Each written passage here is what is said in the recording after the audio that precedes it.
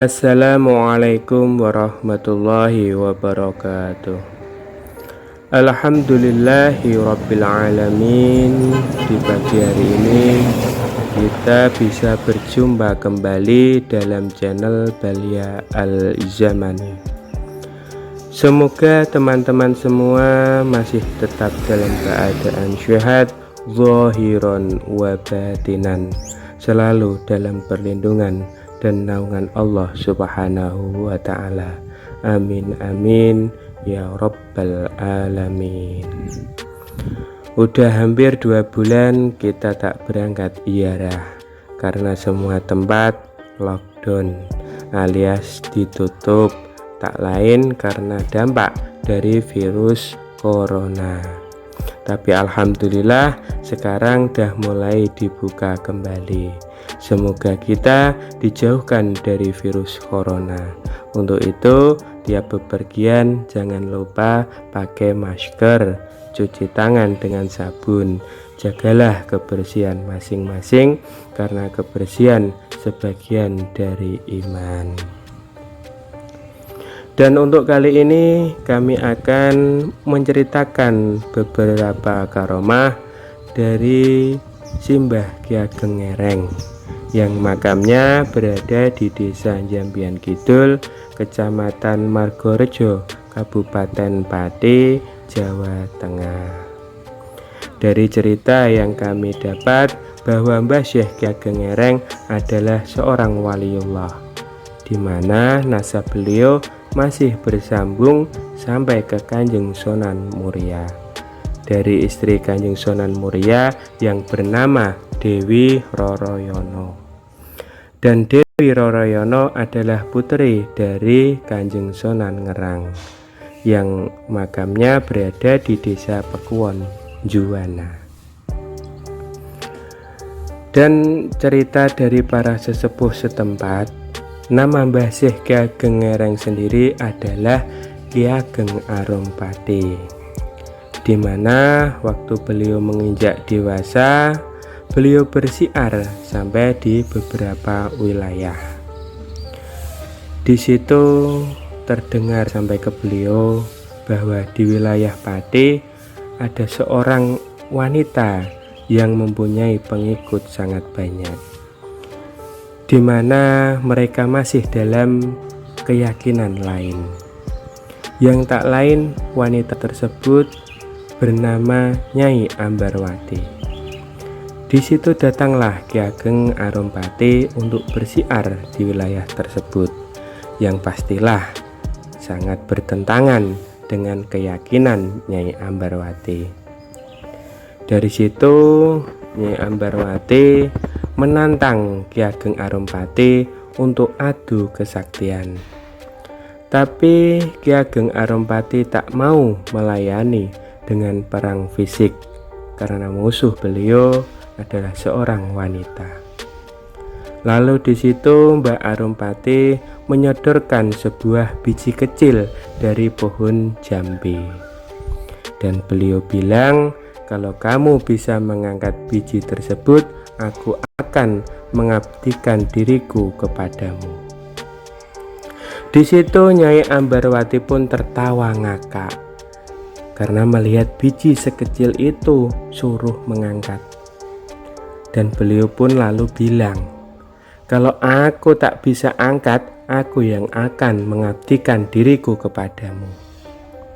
Dan pada waktu itu pertemuan keduanya berada di kawasan Pati ujung barat, masih semak belukar.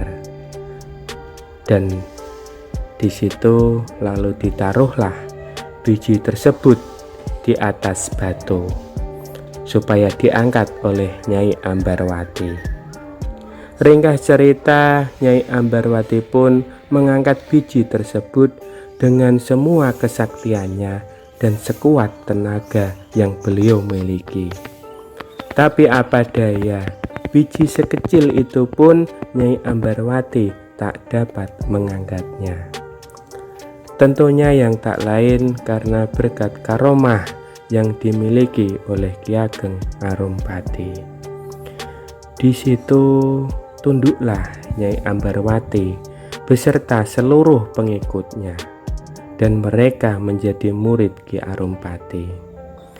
Karena dari berkah biji pohon jambe, Nyai Ambarwati beserta pengikutnya mendapatkan hidayah dan menjadi pengikut Ki Ageng Arumpati, maka dari situ tempat tersebut dinamakan Desa Jambean.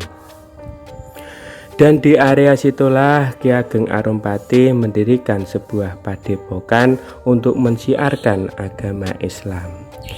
Dari kearifan beliau, banyak masyarakat yang berdatangan untuk belajar dan menjadi murid beliau. Di situ ada dua murid beliau yang bernama Mbah Soleh dan Mbah Rohman. Di situ kedua murid disuruh untuk membuka lahan pertanian di wilayah tersebut.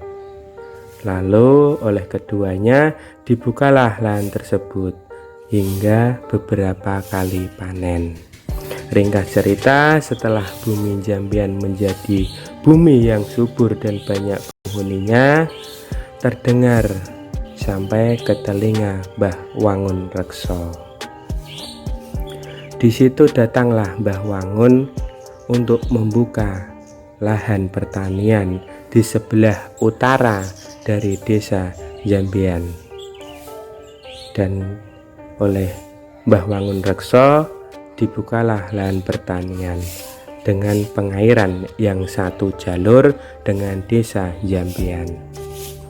Karena pengairannya sama-sama air yang mengalir dari pegunungan Pati Ayam, akhirnya kali tersebut ditambak oleh Ki Wangun Rekso untuk dialirkan ke lahan pertaniannya. Melihat kali yang tak mengalir, Mbah Soleh dan Mbah Rohman bingung karena sawah butuh pengairan. Di situ keduanya melaporlah kepada Ki Ageng Arumpati, dan Ki Ageng Arumpati akhirnya menelusuri kali tersebut. Setelah berjalan menyusuri kali, terdapatlah kali yang tertambak yang menutupi aliran kali tersebut, dan di situ tambak tersebut dijaga oleh seseorang yang bernama Mbah Wangun Rekso. Ringkas cerita, Ki Ageng Arum mohon izin untuk membuka tambak tersebut, tapi Mbah Wangun Rekso tak mengizinkan, dan beliau berkata, "Kamu boleh ambil air ini, asalkan jangan kamu buka tambak ini, karena ini adalah wilayahku." Dari situ Mbah Ki Ageng Arum mohon petunjuk sama Allah, dan masuklah beliau ke dalam bumi dengan menggunakan ajian welut putih. Dibuatlah lubang dari bawah tanah hingga tembus ke kali sebelah tambak hingga mengalir ke desa Jambean. Melihat kesaktian Ki Ageng Arum, Mbah Wangun merasa takjub dan hormat. Dari situlah wilayah tersebut dinamakan Dukuh Tambakan. Dan itulah sedikit cerita tentang Mbah Syekh Ki Ageng Arumpati. Masih banyak cerita tentang beliau.